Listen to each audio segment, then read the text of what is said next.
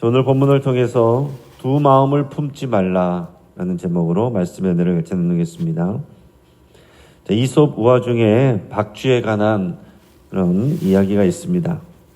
어느 날 하늘을 나는 새들과 땅에 사는 동물들이 또 서로 전쟁을 벌이게 됐습니다. 근데 박쥐는 새와 짐승 어느 편에도 확실하게 서지 않고 또 싸움에 유리한 쪽을 따라다녔습니다. 새들이 우세할 때는 또 자신도 날개를 펼쳐서 새인 것처럼 행동했고 또 땅 짐승이 유리해지면 이빨을 보이면서 본인도 땅 짐승인 척했습니다. 자, 그래서 그 전쟁이 진행이 되는 동안에는 잘 살았습니다. 근데 전쟁이 끝나고 평화가 찾아오니까 박쥐는 어느 편에도 환영받지 못한 채 쫓겨나게 됐습니다. 자, 이유는 단 하나입니다. 박쥐는 두 마음을 품고 또 기회주의적으로 행동했기 때문에 그렇습니다. 자, 이 우화는 우리들에게도 또 중요한 메시지를 줍니다. 신앙생활은 절대로 기회주의적으로 할 수가 없습니다. 하나님은 우리에게 진심을 넘어서 전심을 원하십니다. 나뉘어지지 않는 온전한 마음, 하나님은 우리에게 이것을 원하십니다. 오늘 본문인 시편은 바로 그 전심의 신앙과 말씀을 향한 그 사랑을 우리에게 보여주고 도전하고 있습니다. 자, 오늘 본문에서 우리에게 또 알려주는 것은 하나님은 전심을 원하시며 두 마음을 미워하신다 하는 사실입니다. 오늘 본문의 113절 같이 읽도록 하겠습니다. 내가 두 마음 품는 자들을 미워하고 주의 법을 사랑하니이다. 아멘. 지금 시편 기자는 두 마음 품은 자를 단호히 거부하고 있습니다. 자, 두 마음이란, 자, 신앙 가운데서 두 마음이란 것은 한 발은 하나님께 또 다른 한 발은 세상에 걸쳐놓고 사는 이중적 신앙을 말하는 겁니다. 자, 이런 사람들은 형편에 따라서 믿음의 태도를 바꿉니다. 때로는 하나님을 말하면서도 삶의 방식은 세상과 다르지 않습니다. 교회에 와서는 신앙이 좋은 사람처럼, 교회 밖에 나가서는 마치 자동차에 기어를 바꾸듯이 또 세상의 가치관에 맞춰서 무리 없이 그렇게 살아가는 사람입니다. 시편 기자의 주변에 이런 사람들이 있었던 것으로 보입니다. 그들은 자신들이 손해보지 않고 처세를 잘하고 있다, 이렇게 스스로 여겼을 것입니다. 어떤 경우에 그들은 이익을 보고 또 시편 기자는 손해를 봤을 수도 있습니다. 그들은 시편 기자를 비웃고 우습게 여겼을 거예요. 그럼에도 불구하고 시편 기자는 두 마음을 품지 않을 것을 다짐하고 있는 겁니다. 그것은 하나님이 싫어하시기 때문에 그래요. 그것은 마치 바람둥이가 여러 여자를 동시에 사랑하는 것과 같습니다. 그것은 온전한 사랑이 아닙니다. 한 바람둥이가 본초와 애인 모두에게 잘해주면서 말했습니다. 나는 두 사람 모두에게 진심이었다. 하지만 남녀관계에서 마음이 나뉘어질 수는 없습니다. 결국 그 남자는 누구에게도 진실하지 못했고 누구와도 온전한 사랑을 하지 못했습니다. 하나님께서 우리에게 그런 진심을 원하시는 게 아닙니다. 나뉘어지지 않은 온전한 마음, 전심을 우리에게 원하고 계십니다. 그래서 시편 기자는 이런 하나님의 마음을, 하나님의 뜻을 알기 때문에 두 마음을 거절하며 오히려 자신은 주의 법을 사랑한다, 이렇게 고백하고 있습니다. 그는 두 마음의 길이 아니라 오직 한 길, 말씀의 길을 사랑하고 그 길로만 나아간다, 이렇게 고백하는 것입니다. 117절 말씀을 우리 같이 읽겠습니다. 나를 붙드소서, 그리하시면 내가 구원을 얻고 주의 율례들에 항상 주의하리이다. 아멘. 자, 시편 기자가 자신을 붙들어 달라고 하나님께 기도하고 있는데요. 이것은 자신이 마음대로 내가 결정한 그 길에서 붙들어 달라는 것이 아닙니다. 하나님께서 보여주신 말씀의 길, 그 길을 내가 선택했으니 흔들리지 않고 그 길로 완주할 수 있도록 나를 도와달라고 그렇게 간구하고 있는 것입니다. 신앙생활은 결국 온전한 마음을 지키라는 의지와 이를 넘어지게 만드는 유혹이나 두려움과의 싸움입니다. 세상과 타협하지 않고 말씀대로 살기를 결단할 때 하나님께서 우리를 붙들어 주시고 우리를 지켜주십니다. 우리가 전심으로 여러 길이 아니라 하나님이 기뻐하시는 그 한 길로 나가시기를 주의 이름으로 축복합니다. 오늘 본문은 전심으로 말씀을 붙들면 고난 속에서도 흔들리지 않는다는 것을 우리에게 알려주고 또 보여주고 있습니다. 시편 기자는 주의 계명들을 지켰다고 고백하지만은 그러나 그의 삶이 녹록하지가 않습니다. 이 시편에 나오는 내용들을 통해서 보면 그는 동시에 억압과 핍박 가운데 있다는 것을 우리가 알 수 있습니다. 우리 115절 우리 말씀 우리 같이 읽겠습니다. 너의 행악자들이여 나를 떠날지어다 나는 내 하나님의 계명들을 지키리로다. 아멘. 자, 시편 기자의 주변에는 지금 악을 행하는 행악자들이 있구나 하는 것을 우리가 알 수 있습니다. 시편 기자는 주의 법을 떠나서 인간적으로 보복하고 싶은 마음이 듭니다. 하지만 그럴수록 마음을 다잡고 도리어서 더욱 하나님의 계명들을 지키겠다고 다짐합니다. 여러분 이게 참 쉽지 않다는 것을 우리가 생활하면 또 알게 됩니다. 실감을 하게 됩니다. 우리도 화가 나고 또 우리도 자존심이 있는데 우리도 감정이 있는데 왜 우리도 그 감정대로 하고 싶은 마음이 없겠습니까? 그러나 주의 말씀을 붙잡고 나는 오히려 주의 계명을 붙들고 그 말씀대로 살겠습니다. 내 삶의 결론을 내 감정이 아니라 주의 말씀으로 복음으로 삶의 결론을 내겠습니다. 이게 여러분 믿음의 결단입니다. 우리 118편 또 한번 읽겠습니다. 주의 율례들에서 떠나는 자는 주께서 다 멸시하셨으니 그들의 속임수는 허무함이니이다. 아멘. 자, 시편 기자의 주변에는 또한 주의 율례들에서 떠나는 자들이 있습니다. 그들은 속임수를 쓰면서 이익을 챙깁니다. 하나님의 말씀은 우리에게 정직하라고 하시는데 세상은 그런 사람들을 바보처럼 생각합니다. 오히려 속임수를 쓰면서 자기 이익을 챙기는 사람, 세상은 그런 사람들을 유능하다고 추켜 세웁니다. 그러지 못한 사람들은 능력이 없는 것처럼 비웃습니다. 하지만 시편 기자는 그들의 속임수는 허무하다 이렇게 고백합니다. 119절 우리 같이 읽겠습니다. 주께서 세상의 모든 악인들을 찌꺼기같이 버리시니 그러므로 내가 주의 증거들을 사랑하나이다. 아멘. 자, 시편 기자는 뭐라고 말합니까? 하나님께서 세상의 모든 악인들을 찌꺼기같이 버리실 것임을 믿고 그렇게 선포하고 있습니다. 여러분 이것이 우리 믿음의 선포여야 돼요. 그런 믿음이 있기 때문에 시편 기자는 더욱 주의 증거들을 사랑한다고 고백하는 것입니다.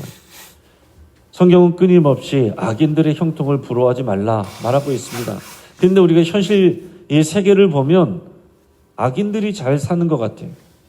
자기 마음대로 살고 법을 지키지 않는 사람들이 떵떵거리면서 잘 사는 것처럼 보인다 하는 것입니다.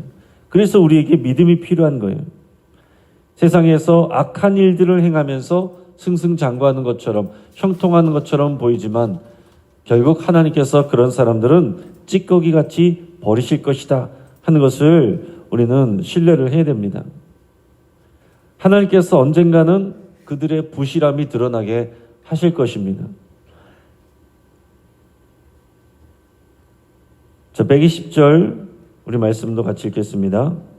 내 육체가 주를 두려움으로 떨며 내가 또 주의 심판을 두려워하나이다. 아멘. 여러분 이 믿음을 갖고 있기를 바랍니다. 내 육체가 주를 두려움으로 떨며 내가 또 주의 심판을 두려워하나이다. 이것이 시편 기자의 고백입니다. 심판주가 되시는 여호와 하나님께서 우리 모든 인생을 결국은 평가하시고 판단하신다 하시는 거예요. 그래서 하나님을 경외한 자는 경건한 두려움으로 하나님의 심판을 의식하면서 살아가야 됩니다. 이 믿음이 없으면요, 우리는 쉽게 현실에서 타협하게 될 것입니다. 하나님께서 모든 것을 심판하시는 거예요. 자, 이 땅에서 그런 결과가 나타나지 않을 수도 있는데 그래도 괜찮은 것은 결국은 마지막 때 하나님 앞에 우리가 다 서게 되기 때문에 그렇습니다. 시편 기자는 이것을 고백하고 있고 우리도 이것을 여러분 신뢰하고 알아야 됩니다. 그렇기 때문에 우리는 당장의 이익을 보는 것이 아니라 장차 하나님 앞에 섰을 때에 하나님께서 우리의 억울함을 풀어주시고 신원하여 주시고 우리를 칭찬하시고 사람들은 몰라줬지만 사람들은 비웃었지만 하나님이 귀하게 여기시며 준비하신 상급으로 우리를 칭찬하실 것입니다. 우리는 그것을 바라보는 우리 하늘의 상급을 바라보는 사람들입니다.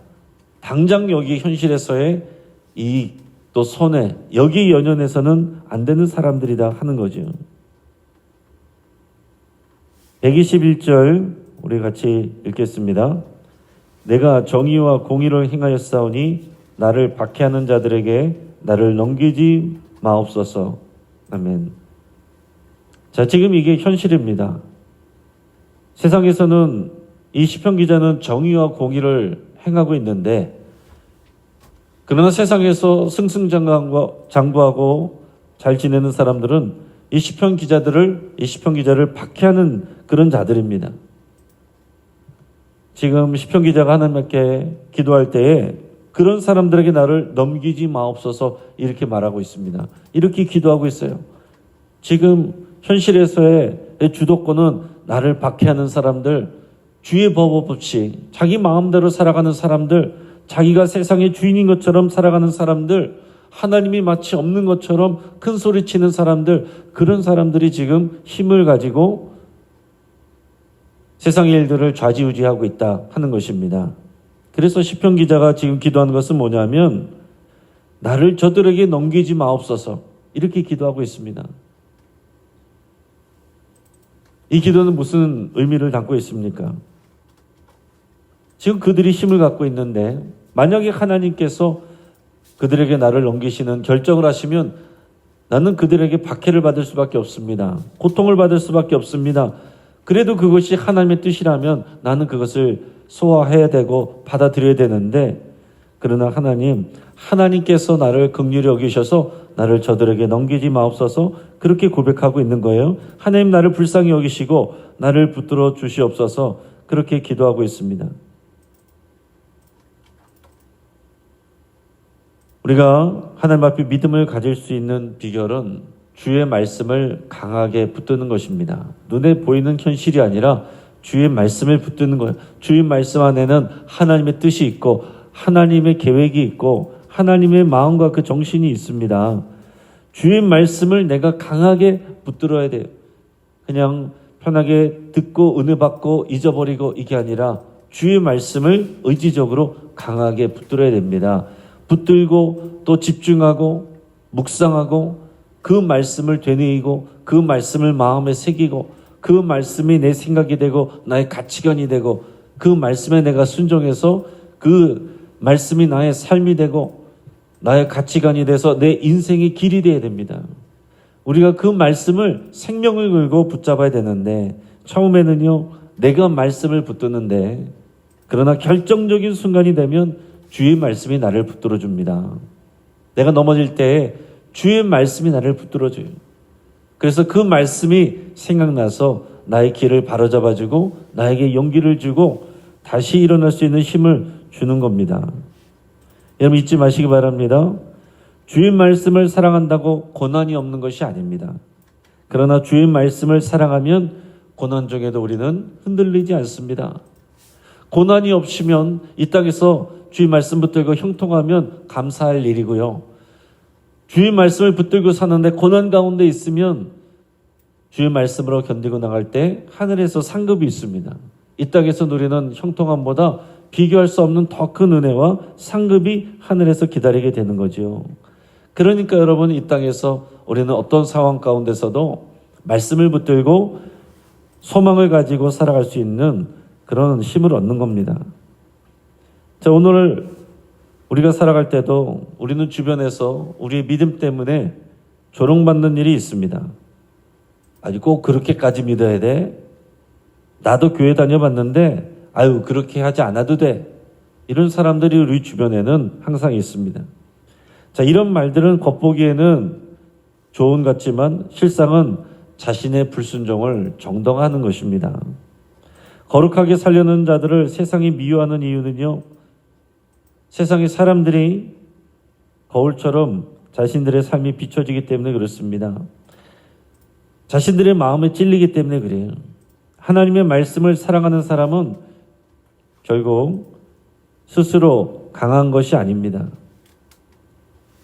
스스로 강한 것이 아니라 오히려 자신의 연약함을 인정할 때에 하나님께서 하나님의 강함과 하나님의 능력으로 우리를 붙들어 주는 사람, 그 사람이 강한 사람입니다. 자, 마지막으로 오늘 본문을 통해서 믿는 자의 정체성이 중요하다는 것을 우리에게 또 알려주고 있습니다. 오늘 125절에서 128절까지 말씀을 같이 읽겠습니다. 나는 주의 종이오니 나를 깨닫게 하사 주의 증거들을 알게 하소서. 그들이 주의 법을 폐허했사오니 지금은 여호와께서 일하실 때니이다. 그러므로 내가 주의 계명들을 금 곧 순금보다 더 사랑하나이다. 그러므로 내가 범사의 모든 주의 법도들을 바르게 여기고 모든 거짓 행위를 미워하나이다. 아멘. 여러분, 시편 기자는 자신이 주님의 종이라고 고백하고 있습니다. 그것이 시편 기자의 정체성이고요. 저와 여러분들의 정체성이어야 됩니다. 목회자만 주의 종이 아닙니다. 우리 모두가 주의 자녀이면서 동시에 주의 종입니다. 여기서 말하는 주의 종이라는 표현은 주의 자녀보다 못한 게 아닙니다. 더 좋은 것입니다. 주의 자녀에서 하나님의 일을 맡은 사명자, 하나님의 일꾼, 하나님의 대리자가 되는 거예요. 자, 종은 자기 뜻대로 사는 사람이 아닙니다. 주인의 뜻대로 사는 사람입니다. 결정을 내가 하는 것이 아니라 주인이 결정을 하는 사람이 종이에요. 이것은 의무가 아니라 특권입니다. 하나님께 속한 자로 살아가는 것은 세상 속에서 주의 이름을 드러내는 영광스러운 그런 자리입니다. 자, 예수님도 제자들에게 말씀하셨죠. 나는 마음이 온유하고 겸손하니 나의 멍에를 메고 내게 배우라. 그리하면 너희 마음이 쉼을 얻으리니 이는 내 멍에는 쉽고 내 짐은 가벼움이라 하시니라. 마태복음 11장 29절에서 30절까지 말씀입니다. 여러분, 하나님의 말씀에 순종하는 것은요, 무거운 멍에가 아닙니다. 주의 말씀이 우리를 붙드는 것, 주의 말씀에 얽매이는 것, 그것은 오히려 우리에게 참된 쉼과 자유를 주는 복된 멍에입니다. 주님께 끌려다니는 삶이, 그것이 결국 복된 삶이 되는 거예요. 우리는 자유롭고 싶어하고 내 마음대로 하고 싶어합니다. 주님에게서 또 터치받고 싶어하지 않습니다. 교회 질서에 터치받고 싶어하지 않습니다. 그러나 그것은 지혜로운 일이 아닙니다. 주의 말씀에 매이고 묶이는 것, 또 교회 질서에 묶이는 것, 그것이 여러분 복입니다. 이런 믿음의 원리를 이해하고 있기 때문에 시편 기자가 마지막에 이렇게 고백하는 겁니다. 그러므로 내가 주의 계명들을 금 곧 순금보다 더 사랑하나이다. 그러므로 내가 범사의 모든 주의 법도를 바르게 여기고 모든 거짓 행위를 미워하나이다. 여러분, 이것이 우리의 믿음의 고백이 되고 또 우리의 기도의 제목이 되기를 바랍니다. 그는 하나님의 말씀을 사랑하고 동시에 거짓된 것, 죄된 것을 미워한다라고 그랬습니다. 여러분, 올바른 믿음은요, 이 사랑과 미움이 동시에 있어야 돼요. 말씀을 사랑해야 되고 미워하는 것은 사람을 미워하는 것이 아니라 죄를 미워해야 됩니다. 그게 자연스러운 신앙의 열매예요. 이제 말씀을 정리합니다. 오늘 시편 기자는 두 마음을 버리고 말씀을 사랑하라, 전심으로 순종하는 삶을 또 살기로 또 그것의 아름다움을 노래하고 있습니다. 그러면 다음의 질문들을 여러분 각자에게 던지고 대답해 볼 수 있길 바랍니다. 나는 하나님 앞에서 두 마음이 아닌 온전한 마음으로 살고 있는가? 내가 진정으로 사랑하는 것은 말씀인가? 아니면 당장의 이익인가? 내가 정말 두려워하는 것은 손해보는 것과 사람들에게 비난받는 것인가? 아니면 주의 심판인가? 나는 하나님의 종이라는 정체성을 가지고 세상 속에서 살아가고 있는가? 지금 우리 안에 있는 두 마음을 십자가 앞에 내려놓고 오직 우리 하나님께 나누어지지 않는 마음을 드릴 수 있기를 바랍니다. 말씀을 사랑하는 자로, 말씀 앞에 무릎 꿇는 자로, 기도하는 자로, 세상 속에서 하나님의 뜻을 따르며 살아가는 주의 종으로 살기를 주의 이름으로 축복합니다. 자, 한번 기도하겠습니다. 오늘 말씀을 붙들고 우리 함께 기도할 때에 우리의 마음이 나누어져 있다면 그것을 주님께 고백하고 전심으로 주님을 사랑하고 주의 말씀을 사랑하기로 또 그렇게 결단할 수 있기 바랍니다. 우리를 힘들게 하는 사람들을 맞서지 않고 하나님의 도우심을 구하며 기도하기로 여러분 하나님 앞에 여러분 내려놓을 수 있기 바랍니다. 우리의 감정까지 하나님 앞에 토해내시기를 바랍니다. 또 주의 종으로서의 정체성을 가지고 주의 말씀에 순종하기로 결단할 수 있기를 바랍니다. 또한 환우들을 위해서 또 여러분들의 치유를 위해서 우리 함께 기도하시고 오늘도 리더 교육 진행이 됩니다. 교구장, 구역장, 장로, 안수, 집사, 권사 모두 주의 신실한 종이 되기를 말씀이 저들의 삶을 이끌어가기를 또 생명을 낳는 생명을 또 돌보는 그런 리더들로 세워져 가기를 위해서 함께 기도해 주시고 오늘 어버이날입니다. 이 어버이날에 자녀들이 부모에게 부모들이 자녀에게 전심으로 대하고 하나님의 말씀으로 서로 격려할 수 있기를 위해서 함께 기도하시고 특별히 이 믿는 믿음의 가정 안에서 그런 믿음의 일들이 이루어지기를 위해서 함께 기도하겠습니다. 우리 주여 한번 부르짖고 합심해서 함께 기도하겠습니다.